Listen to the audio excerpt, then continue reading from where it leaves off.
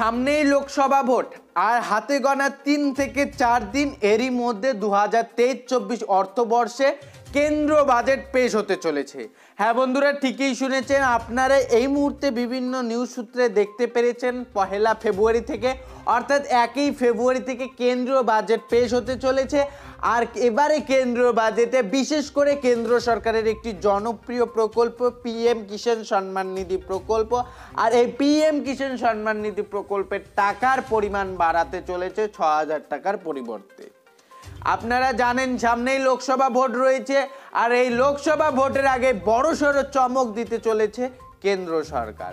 তো কত টাকা বাড়াতে চলেছে, এই টাকা এক্সাক্ট বাড়াতে চলেছে কিনা, এ নিয়ে কতটা সত্যতা রয়েছে, আজ কিন্তু একটি সংবাদ মাধ্যম থেকে একটি পরিষ্কার খবর উঠে এসেছে। আপনাদের টাকার পরিমাণ বাড়ানো হবে কি হবে না, এ টু জেড ডিটেলস আপডেট জানতে ভিডিওটি প্রথম থেকে শুরু করে শেষ পর্যন্ত দেখবেন, ডিটেলস জানতে পারবেন।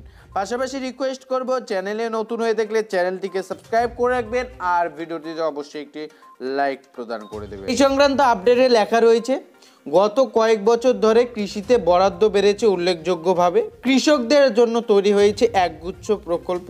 তা সত্ত্বেও নতুন কৃষি আইন ঘিরে কৃষকদের একাংশের ক্ষোভের মুখে পড়তে হয়েছিল মোদী সরকারকে। সে কথা মাথায় রেখে লোকসভা নির্বাচনের আগে অন্তর্বর্তী বাজেটে কেন্দ্রীয় অর্থমন্ত্রী নির্মলা সীতারামন কৃষি কেন্দ্রীয় প্রকল্পগুলিতে বরাদ্দ আরও বাড়াতে পারে বলে মনে করছে সংশ্লিষ্ট মহল।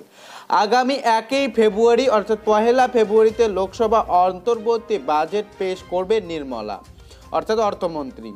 অতীতে এই কর্মসূচি পরবর্তী অর্থবর্ষের প্রথম 3-4 মাসের ব্যয় মঞ্জুরিতে সীমাবদ্ধ থাকত।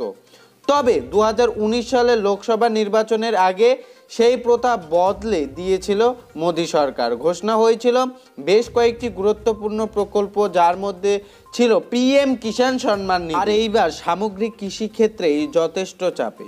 অনিয়মিত বর্ষার জন্য চাষবাসের বেশ ক্ষতি হয়েছে গত বছর। এই ক্ষেত্রে বৃদ্ধির হার 4% হলে 2023-24 অর্থবর্ষে তা 1.8% নামতে পারে বলে খোদ সরকারের অনুমান।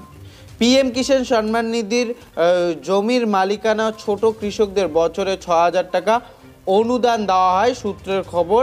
তা এবার বাড়ানোর ব্যাপারে ভাবনা চিন্তা করছে কেন্দ্র।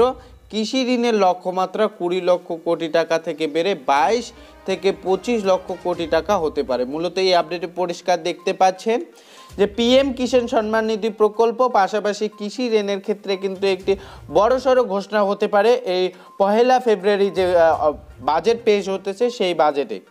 বিশেষ করে পিএম কিষাণের উপর কিন্তু বিশেষ করে বেশি নজর দেওয়া হচ্ছে।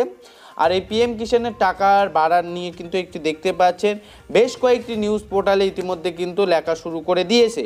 তো এখন আপনাদের অপেক্ষা করতে লাগবে দেখার বিষয়ে 1 ফেব্রুয়ারি যে বাজেট পেশ করা হয় সেই বাজেটে কোন কোন বিষয়ে টাকা বাড়ানো হয়, সেই ডিটেলস আপডেট কিন্তু আপনারা জানতে পারবেন 1 ফেব্রুয়ারির পরে। ইতিমধ্যে এটা আপডেট চলে এসেছে, আপডেটটি পাওয়ার সঙ্গে সঙ্গে আপনাদের সঙ্গে শেয়ার করলাম।